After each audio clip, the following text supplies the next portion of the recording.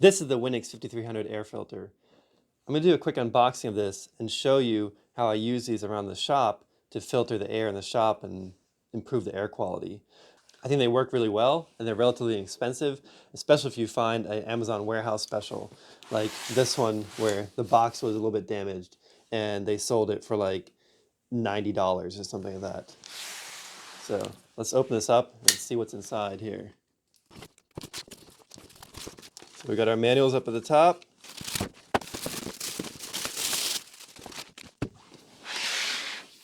There are a few different models of this WINIX air filter that look the same physically but have a few different features.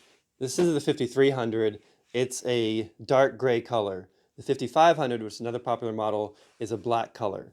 5500 comes with a remote and it has a different carbon filter. Let's take a look at what's inside this filter when you first get it. So the front cover pops off easily. It uses magnets at the top to hold on and hooks at the bottom. The filter arrives taped in, although it doesn't really need this tape. It's just to keep it in there for shipping. So the first filter on the outside here is actually a very fine screen. And this is a pre-filter that's washable. It does a really good job of just picking up general dust before it even reaches your carbon filter here. Both the carbon filter and the HEPA filter arrive in a bag. The carbon filter that arrives with this model is a non-woven mesh style filter, almost like a sponge.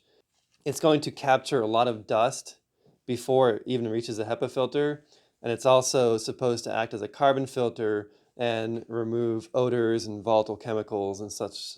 This is not going to be as effective at removing odors and volatile chemicals as pelletized carbon, but this does a general good job of pre-filtering their air before it gets to the HEPA filter, making the life of the HEPA filter longer.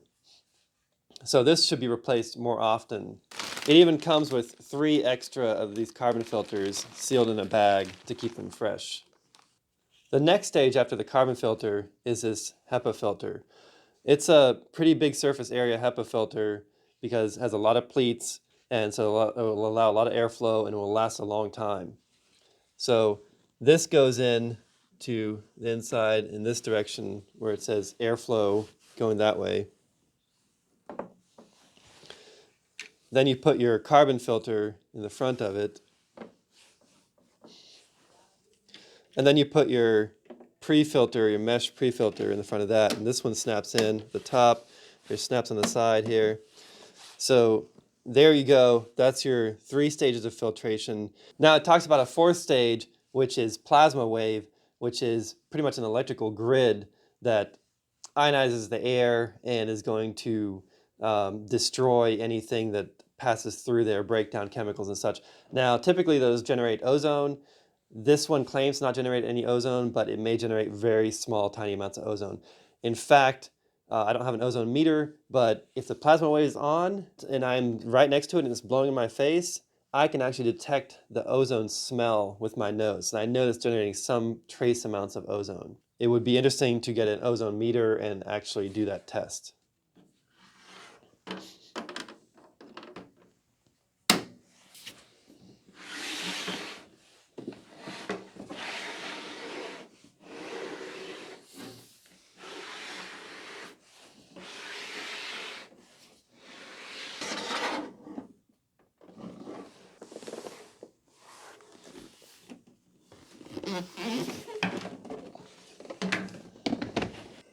This WINIX 5300 filter has been running in the shop for almost 1 year without changing the filters or washing the filters. And really I just want to do a test to see how the filters would look like after, let's say, a year of filtration in the shop.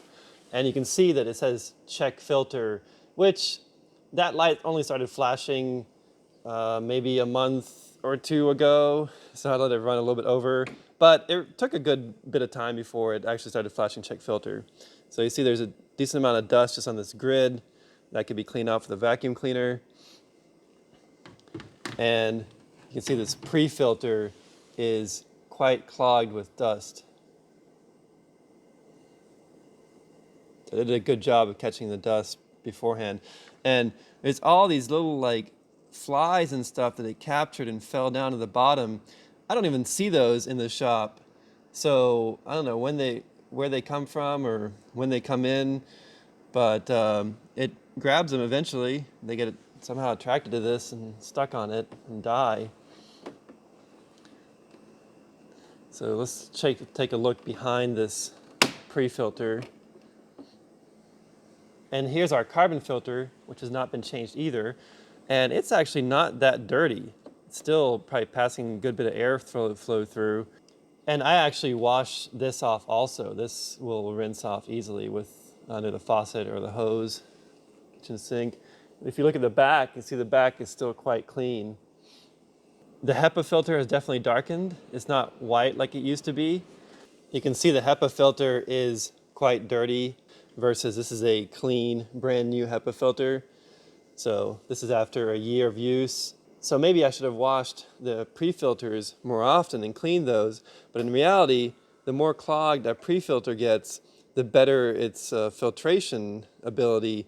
It just slows down the airflow more. So I'm gonna take this, and I can kind of feel how much force it takes to pull that off. I'm going to compare it to like putting a new filter on there.